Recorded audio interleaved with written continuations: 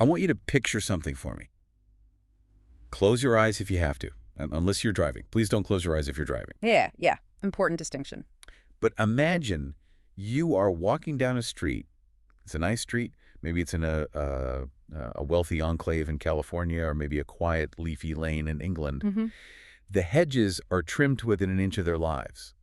There's a sprinkler hissing somewhere in the distance, keeping everything impossibly green. It feels safe. It feels controlled. That's the word I'd use. Engineered perfection. Everything is in its right place. Exactly.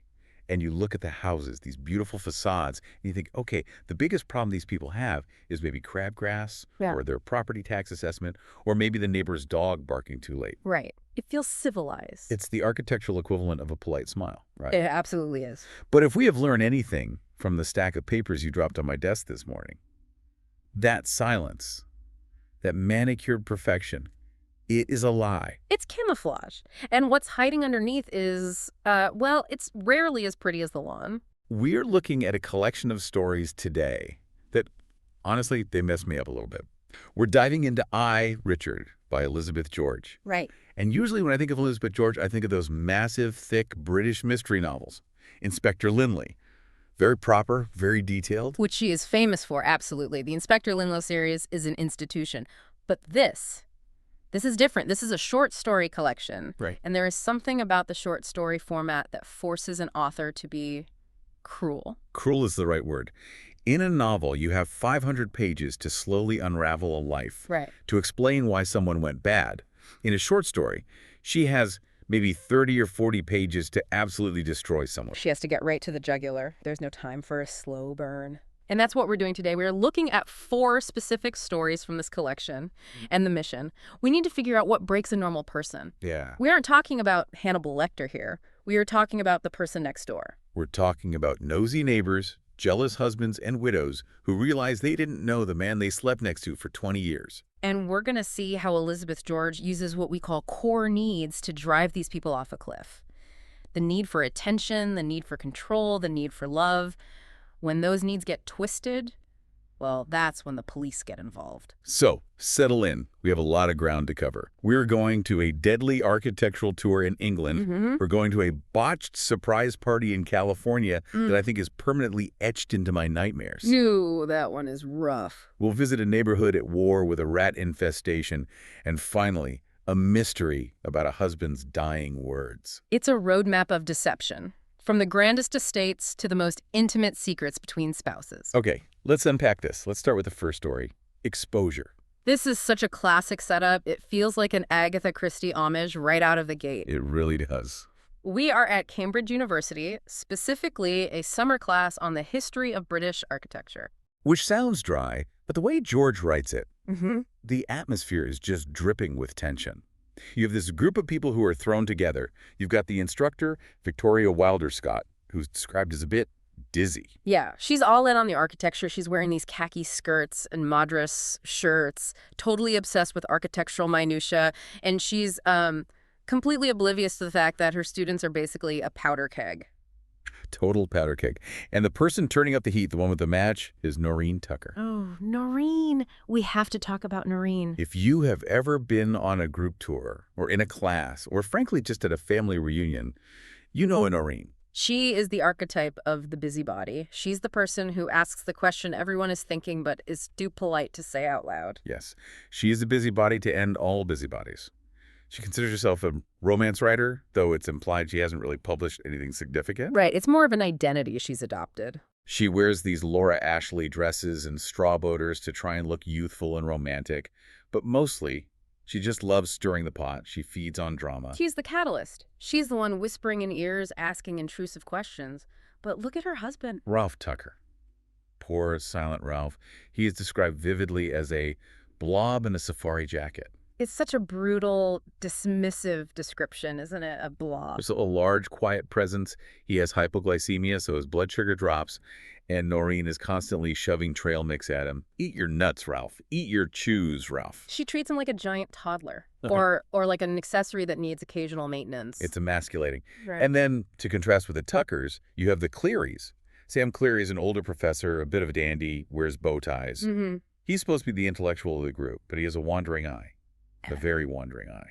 And his wife, Frances, she's described as dowdy and intensely, painfully jealous. You can just feel her watching him, tracking his gaze across the room. It's exhausting just to read about. And the object of that jealousy, and let's be honest, everyone's fascination, is Polly Simpson. Polly is the disruptor. She's young, she's beautiful, she's American, she's the class historian, which is a title that basically gives her license to be everywhere. Right. It means she is constantly taking pictures with this massive professional camera. And she knows exactly what she's doing. She's flirting with the older men, especially Sam Cleary. She's ignoring the women. Oh, yeah. Noreen hates her because she's young and getting all the attention that Noreen craves. And Frances hates her because Sam is practically drooling over her. The dynamic is toxic before they even get on the bus for the first field trip. It really is. The murder doesn't happen in a vacuum. It happens in an environment where everyone is already annoyed, angry, or lustful. The resentments are already simmering. The crime just makes them boil over. So let's get to the scene of the crime. They are at Evanger Manor. It's this incredible stately home. We're talking cocoa silver on the tables, priceless oil paintings, velvet ropes, the whole 9 yards. It's the kind of place where you feel like you should be whispering. Exactly. And the class is on a tour, and they're in this long gallery. And the guide is showing them a gib door.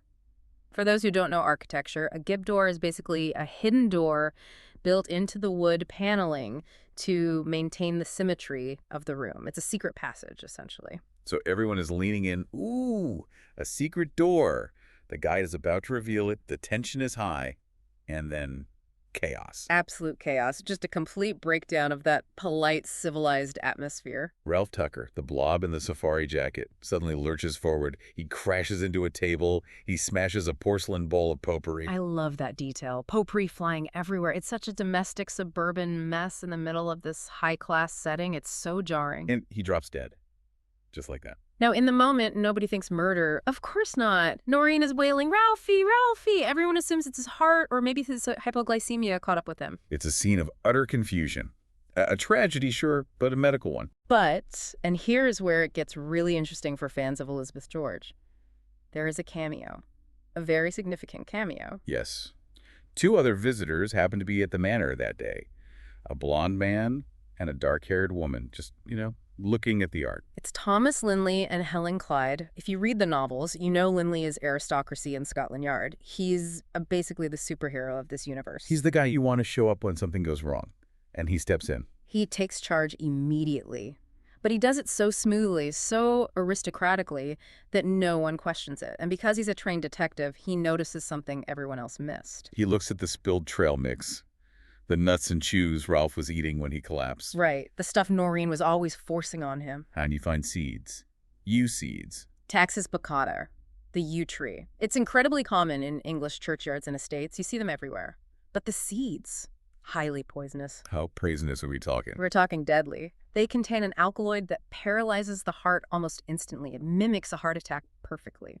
And they were mixed right into Ralph's trail mix. This wasn't a heart attack. Someone picked those seeds and put them in a snack.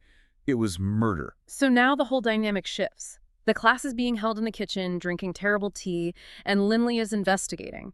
But he's not just investigating a murder. He reveals something else happened during that moment of chaos when Ralph fell. The theft. Exactly. While everyone was screaming and looking at Ralph, 2 pieces of valuable Rococo silver little milk jugs were stolen from the very table Ralph crashed into. Wow, okay, so that's a very clever criminal, using a man's death as a cover. A very clever and a very cold-blooded criminal. This is the brilliance of the story structure. You have a murder and you have a theft happening at the exact same second.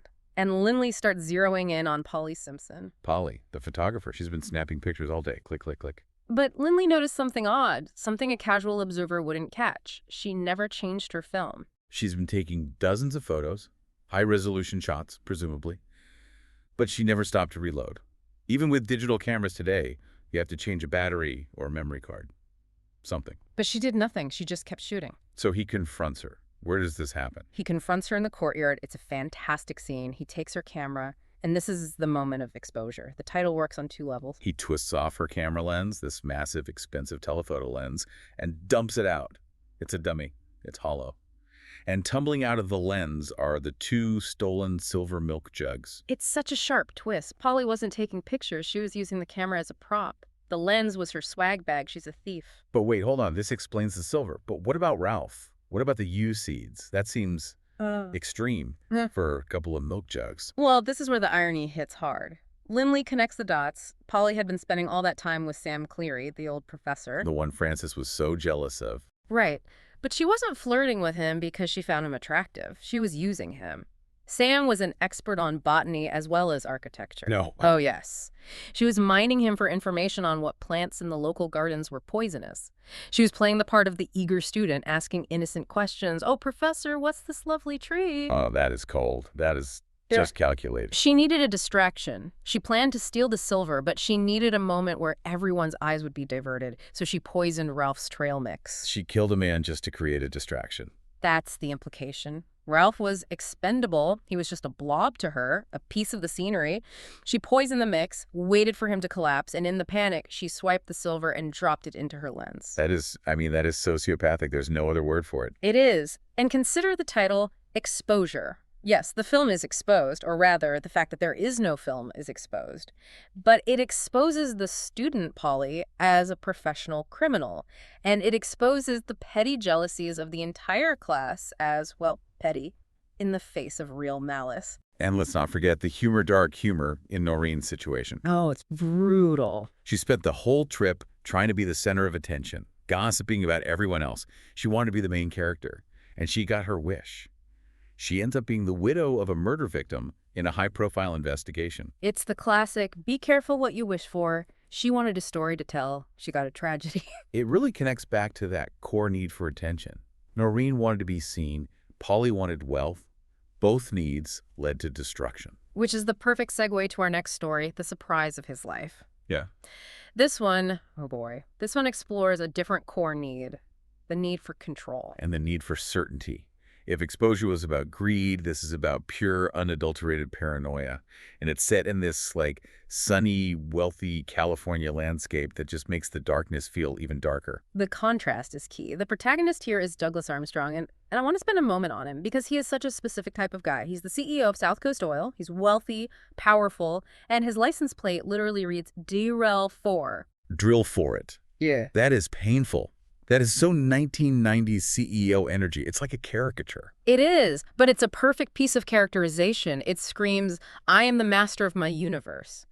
But despite the money and the power, Douglas is a man crumbling on the inside. He's approaching his 55th birthday. He's suffering from impotence, and he is deeply, deeply paranoid about his wife, Donna. Donna is his third wife, and she's 29, so there's a massive age gap. She raises Labradors, she's vibrant, full of life, and Douglas is convinced, absolutely convinced, she's going to leave him for a younger man. His paranoia drives him to visit a psychic. Now, pause here. If you were a rational, wealthy CEO who was worried about your marriage, what would you do? Marriage counseling. Talk to your wife? Maybe go to a therapist. Someone with a degree. Great. But Douglas goes to a psychic, a woman named Thistle McLeod. Thistle, you're kidding, that's her name. I am not. Thistle McLeod. She wears a straw boater and a polka-dotted tie. But the scene is crucial because it highlights what psychologists call confirmation bias. Okay, break that down. Thistle tells him something incredibly vague. She says, I see a shock, an external shock. The source of upheaval in your life isn't from within. Which could mean anything. That could mean a car accident. That could mean he wins the lottery. That could mean an earthquake. It's completely generic. Exactly. But Douglas doesn't hear earthquake. He hears what he fears. He immediately interprets this as, Donna is cheating on me. He projects his own insecurity onto her words. He walks out of there thinking, aha, the psychic confirmed it. So he takes a vague horoscope and turns it into a death warrant. Precisely. And that's the tragedy. He starts hunting for evidence to support the lie he's already decided is true. And his behavior, it gets disturbing, really disturbing. He starts smell testing her laundry. Wait, stop. He does what? He goes through the hamper. He's sniffing her clothes. He's looking for the scent of cologne or sex or another man. Imagine the level of degradation there. This powerful CEO who runs an oil company on his knees in his marble bathroom sniffing dirty laundry. It's pathetic. It's visceral and gross, and it tells you everything about his state of mind. It shows how far he has fallen. So when that doesn't yield anything, he hires a private investigator, a guy named Callie. I love the detail about Callie. He drinks Orange Julius and reads Yeats in his office. A poetic gumshoe. I love it. Exactly. Callie eventually brings Douglas photos. They show Donna meeting a man at a cafe, and Douglas looks at the photos and the blood just drains from his face because he realizes the man is his own brother, Michael. The prodigal son. Mm. Michael is everything other. Douglas isn't carefree, charming, adventurous. Douglas has always felt threatened by him, this deep-seated sibling rivalry. And now he thinks Michael is sleeping with his wife. It's his worst nightmare come to life. He finds proof, or what he thinks is proof, on the phone bill. Calls to Michael every Wednesday night. And Wednesday nights are significant because that's when Douglas works a shift at a suicide hotline. Which is incredible irony. This man, who is plotting murder, is volunteering to save lives once a week. But not for altruistic reasons. He does it to polish his public image. It's a PR move. Of course it is. So he's got the motive, the opportunity, the invented proof. So Douglas constructs the perfect murder plan. He decides to kill Donna on his 55th birthday, which falls on a Wednesday. He buys a call diverter. Remember those? This is old school tech. So he can forward the hotline calls to his cell phone. Right. That way he creates an alibi. He can be driving home to kill his wife while technically manning the phones. He can even take a call if he needs to. And the weapon he chooses is so symbolic. It really is. He takes the satin belt from her Victoria's Secret robe. He sees her lingerie as a symbol of his sexual failure and her infidelity, so he decides to use it to strangle her. It's an act of twisted personal vengeance. So walk us through the night. It's Wednesday, his birthday. He leaves the hotline. He drives home. It's dark. He parks down the street. He sneaks up to his own house, and he rings the doorbell, planning to strangle her the moment she steps onto the porch. He wants to lure her out. Yeah. He rings the bell. She opens the door. He attacks. He wraps the belt around her neck. He pulls tight. He's fueled by this lifetime of jealousy and hatred for his brother. He kills her. He feels her go limp. He stands over her body on the dark porch. The adrenaline is pumping. He's done it. He's exerted ultimate control. And then The lights flip on inside the house. a mariachi band starts playing. People scream, "Surprise!" It's a surprise party. For his 55th birthday, his entire family is there, his friends, the police chief, the mayor. And his brother, Michael.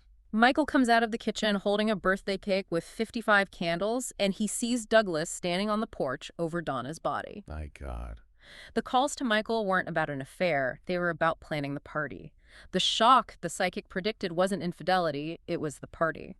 But Douglas, through his obsession, turned that shock into a tragedy. The image of him standing over his dead wife while a mariachi band plays and everyone screams surprise. It is devastating. It's horror, but it's also this grim cosmic joke. It's the ultimate irony. He created the very thing he feared, the loss of his wife, because he couldn't trust her. His need for control led to total chaos. It really is a masterclass in self-fulfilling prophecy. And it's terrifying because it shows how our own insecurities can construct a false reality that feels completely real to us, right until the lights turn on. And that theme of false realities, of realities that don't align, transitions us perfectly to the next story. Good fences aren't always enough, because here we have a whole neighborhood living in one reality and one woman living in a completely different one. This one felt like a suburban horror movie, like something out of Stephen King. We are on Napier Lane, a neighborhood that is striving to be a perfect place to live. It's that quest for perfection again. Yeah. The protagonist is Willow McKenna. She's pregnant. She wants a perfect family, a perfect sterile environment for her children. And then you have the antagonist, or the perceived antagonist, Anfisa Telyagin. And Fisa is the new neighbor. Yeah. She's a Russian immigrant. She's reclusive. She's nocturnal. And she lets English ivy completely take over her yard. It's like a jungle. She refuses to socialize. She has her groceries delivered to a metal box outside so she doesn't have to interact with anyone. She is the other. She doesn't fit this suburban mold. She's a threat to the neighborhood's self-image. Yeah. And then the rats appear. It starts small. Willow brings over brownies, drop-dead brownies, which is a great, ominous name, trying to be neighborly. And she sees a rat on the porch. And Willow, being the perfect neighbor, tries to address it politely. She confronts Anfisa, but Anfisa denies it. She says calmly, "There are no rats in the yard." It's total denial, just a flat statement. And Willow is standing there, having just seen one, and she's being told she's basically crazy. So Willow investigates and finds out Anfisa was sued in her previous town for a massive rat infestation. It's a pattern. This isn't an accident, it's a lifestyle. It's pathological, so the neighborhood escalates, and this is where the story gets really dark regarding the male characters. Yes, the husbands. The husbands decide to take matters into their own hands. They form a posse. They call themselves the Routers and the Terminators. It's so toxic. They put on their rubber boots and grab their bats and shovels. It's this suburban warfare. They act like they're going into battle, but they're just bullying a lonely woman. They're going to fix the problem. They go into Anfisa's yard while she's at work to clear it out, and they find a chicken coop in the back. They assume she's keeping chickens. They throw in a smoke bomb to flush them out. And this scene gave me chills. It's the night of the rats. Hundreds of rats pour out of the coop. They aren't wild, skinny rats from the sewer. They are well-fed, plump. There are no chickens. Anfisa has been buying corn specifically to feed the rats. The men massacre them. It's a bloodbath. They use shovels, bats. It's grotesque. And then Anfisa comes home. She sees the carnage, the dead bodies of these rats everywhere. And she doesn't weep for the ivy or the intrusion. She weeps for her little friends. And this is where the story shifts from horror to tragedy, because you're left wondering, what is wrong with this woman? Right. And the problem is solved. The rats are gone, Anfisa moves away, and the neighborhood becomes perfect again. But Willow can't let it go. She feels guilty. She tracks Anfisa to her new home. She visits her. And the new house is sterile. A condo in a sterile subdivision, no ivy, no yard. It looks normal. Anfisa invites her in, gives her tea. She seems cured. She says she learned her lesson about outside rats. Outside rats. That's the key phrase, isn't it? It's everything. She takes Willow to a spare bedroom, and she opens the door and she says, I keep them in here. She moved the infestation inside the house. But the reveal goes deeper. It's not just that.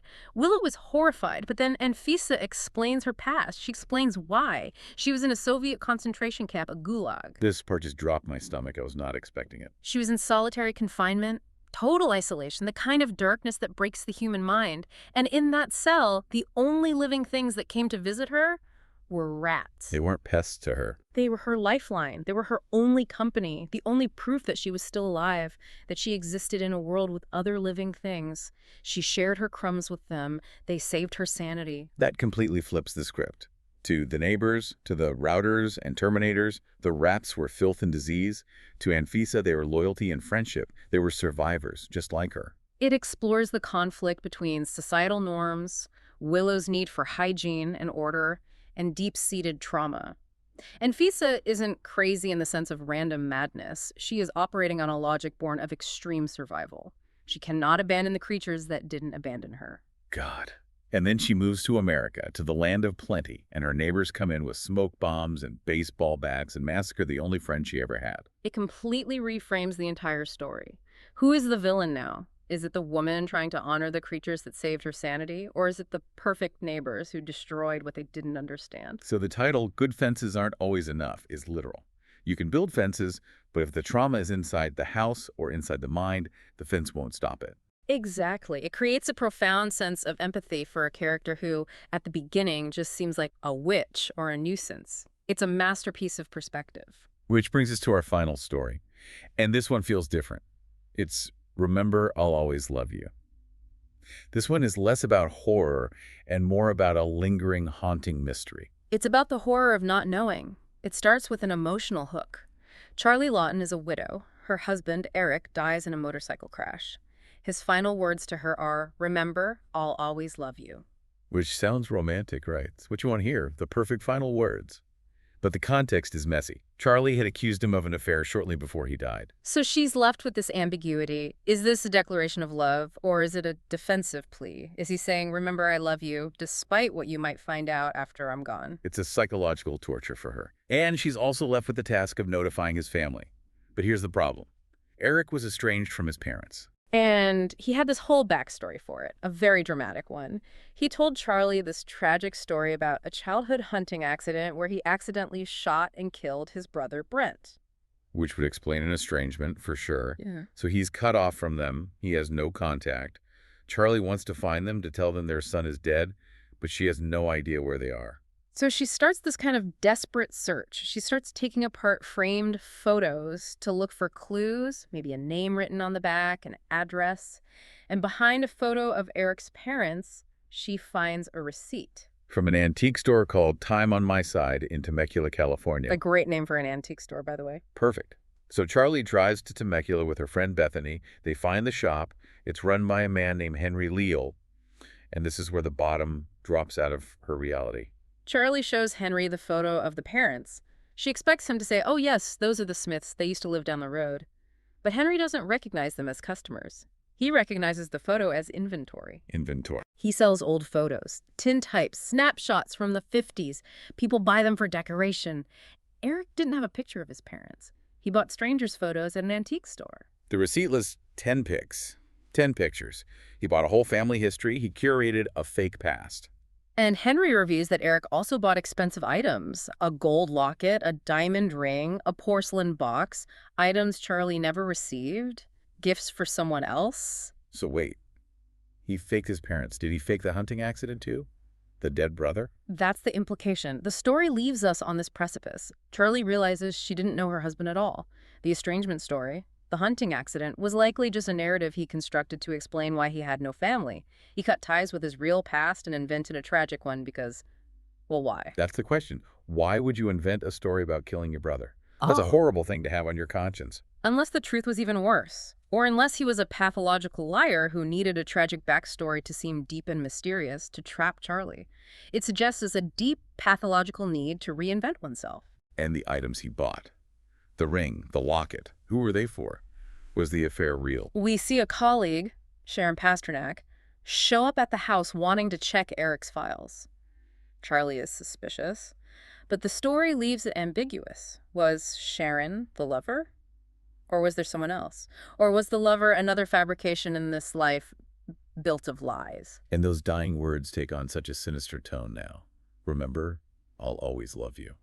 It sounds less like romance and more like a final act of manipulation, or maybe forgive me for the lie that was my life. It goes back to that theme of deception. Eric deceived Charlie about his history, he deceived her about who he was, and in doing so, he made their entire marriage a sort of fiction. She was married to a character he invented. So what does this all mean? If we look at these 4 stories together, what is the picture Elizabeth George is painting about the quiet lives of ordinary people? I think she's painting a portrait of the fragility of truth. In every story, there is a surface truth and a deep truth, and they're almost never the same. Okay, yeah. In exposure, the surface truth is a student taking photos. The deep truth is a thief stealing silver. In Surprise, the surface truth is a cheating wife. The deep truth is a loving wife planning a party. In Good Fences, the surface truth is a pest problem. The deep truth is a profound trauma response. And in Remember, the surface truth is a tragic widowhood. The deep truth is a marriage to a phantom, a complete stranger. It's all about secrets. The secrets regular people keep in their guest rooms, their camera lenses, and their picture frames. And it connects back to those core needs we talked about at the beginning. It absolutely does. The need for love, for control, for attention. When those needs are thwarted or twisted, people create these false realities to survive. But as we've seen in every single one of these stories, those realities eventually crack. They cannot hold. It really makes you look at your neighbors differently, doesn't it?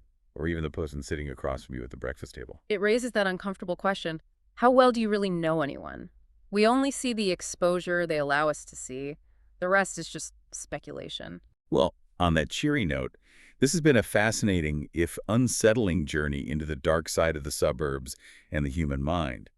Elizabeth George really knows how to peel back the layers and show us the rot and the humanity underneath. Absolutely. It's a reminder to look a little closer and maybe, just maybe, to be a little more compassionate, or at least to check the trail mix before you eat it. Wise words. Thank you all for listening to this deep dive into I, Richard. Until next time, keep digging deep.